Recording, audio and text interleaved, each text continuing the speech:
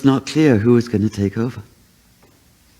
Now, the Shia will bring over, and I've covered this in the book, so I'm not going to even try to nutshell it now, say that he wanted Ali to be his successor, his Khalifa, thus the English word Caliph.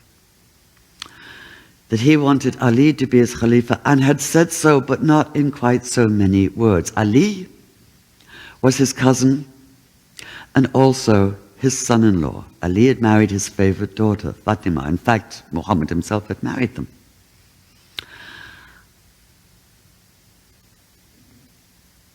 The Sunni argument is varied. Either that he wanted Abu Bakr, who was the father of the one virgin that Muhammad married in later life, Aisha, who did in fact become the first caliph.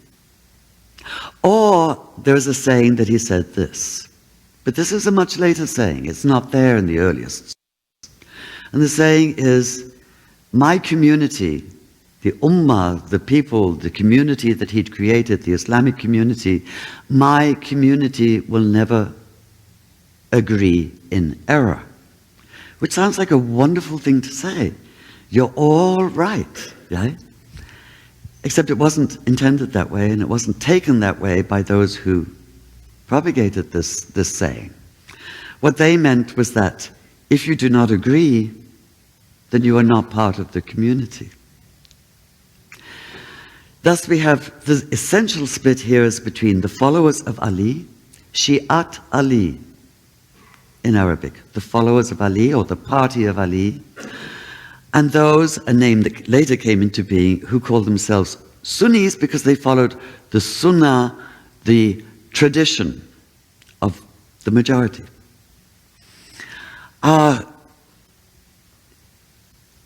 This played out over 50 years in the following way. There were 4 caliphs in the years immediately after Muhammad's death. Abu Bakr, one of his fathers-in-law, right?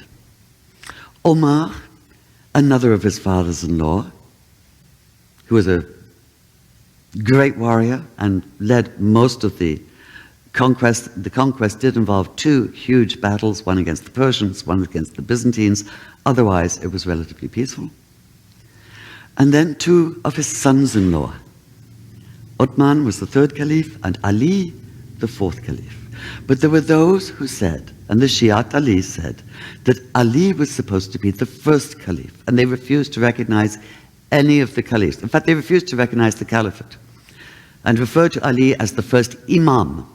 Not imam in the sense of the regular leader of prayer in a mosque, but imam with a capital I. Ali finally became the 4th caliph and was assassinated after just 5 years. He was assassinated by the Kharijis. And the Kharijis were people for whom he was not orthodox enough. He was not, basically they were the early fundamentalists, the early violent extremist fundamentalists, who said that he had no right to decide for them about anything at all. Judgment, they said, belongs to God alone. And thus did what fundamentalists still do today. In the name of God, they abrogate the judgment unto themselves and carry out what they think is the judgment of God. In other words, they act as though they were God. And this is the true obscenity of violent fundamentalism and violent extremism in God's name.